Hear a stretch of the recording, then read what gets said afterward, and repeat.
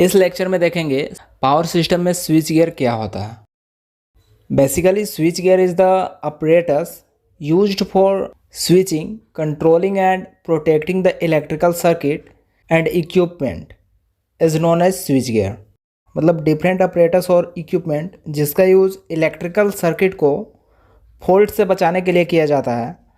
जो apparatus switching, controlling and protection के लिए यूज़ किया जाता है वो सारे स्विच गियर के अंदर आता है।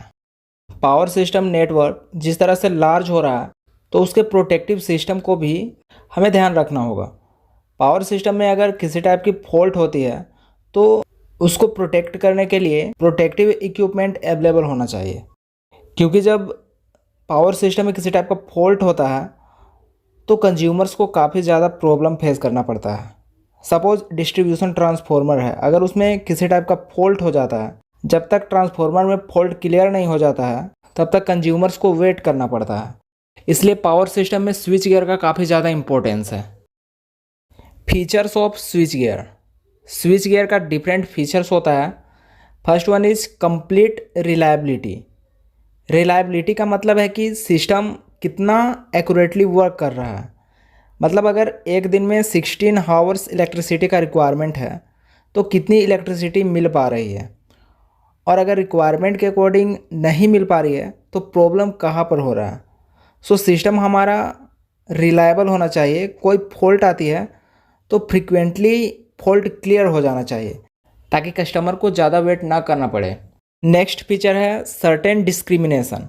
इसका मतलब होता है कि इलेक्ट्रिकल सर्किट में अगर फॉल्ट आता है तो हेल्दी एंड फॉल्टी पार्ट के बीच एक ऑपरेटर इंस्टॉल होना चाहिए जो कि हेल्दी पार्ट को फॉल्टी पार्ट से सर्टेनली सेपरेट कर दे एंड हेल्दी पार्ट से कनेक्टेड डिवाइस डैमेज ना हो सके।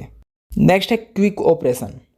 पावर सिस्टम ऑपरेशन फास्ट होनी चाहिए। मतलब अगर फॉल्ट होती है तो फॉल्ट करंट लोड्स को डैमेज करे उससे पहले connected circuit breaker quickly operate होकर कनेक्टेड लोड्स को सेव कर सके। सिस्टम कुछ इस तरह का होना चाहिए। Provision for manual control and instruments.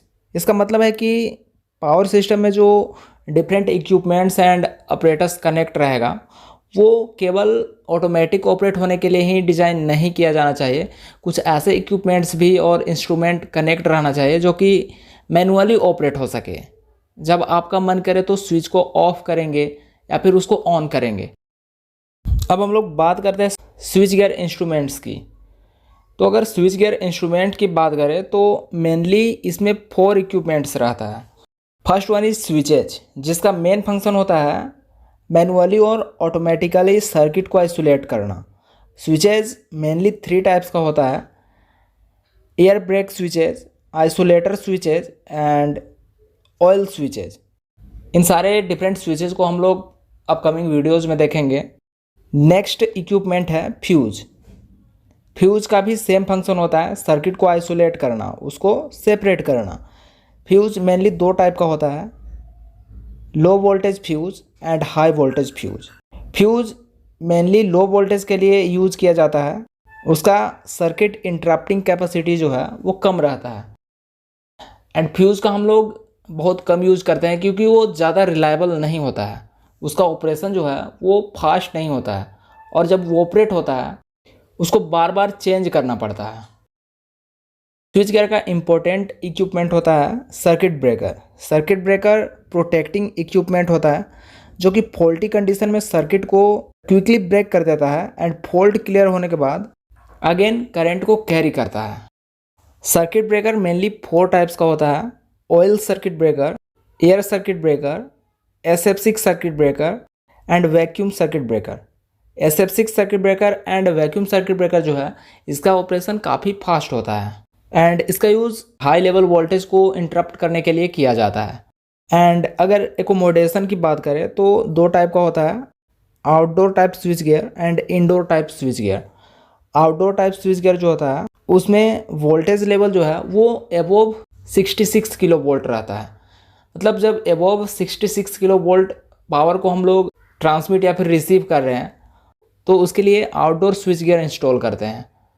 And जब 66 किलो वोल्ट से कम पावर को डील करते हैं तो वहाँ पे हम लोग इंडोर स्विच गियर का यूज करते हैं। So it is basic information about switch gear. Synchronous generator जो है वो most important and complicated element है।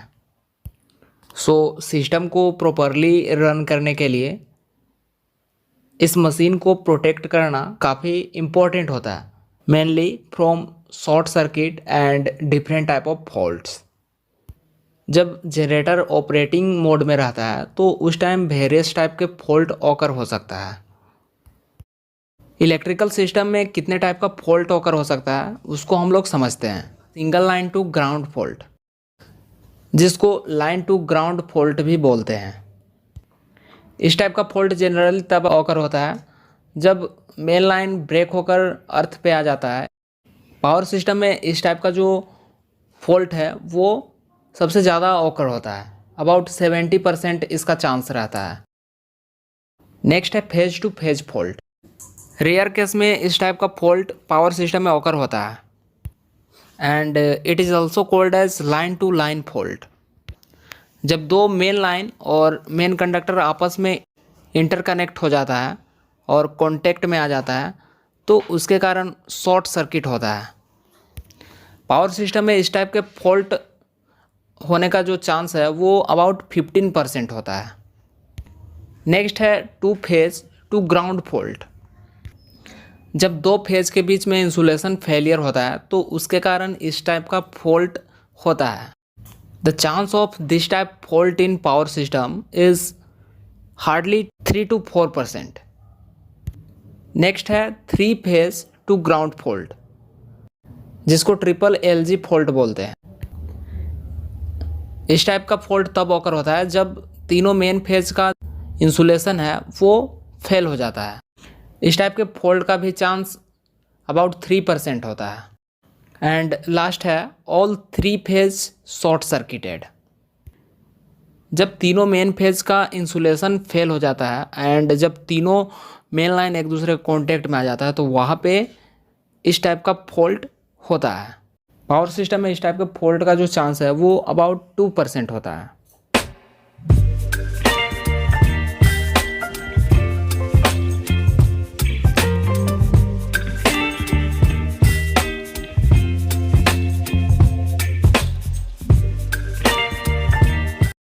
तो इस तरह से कोई भी टॉपिक को अगर आप इजी वे में समझना चाहते हैं तो चैनल को सब्सक्राइब कर लें और बेल आइकन को भी प्रेस कर लें ताकि वीडियोज आप तक पहुंच सकें।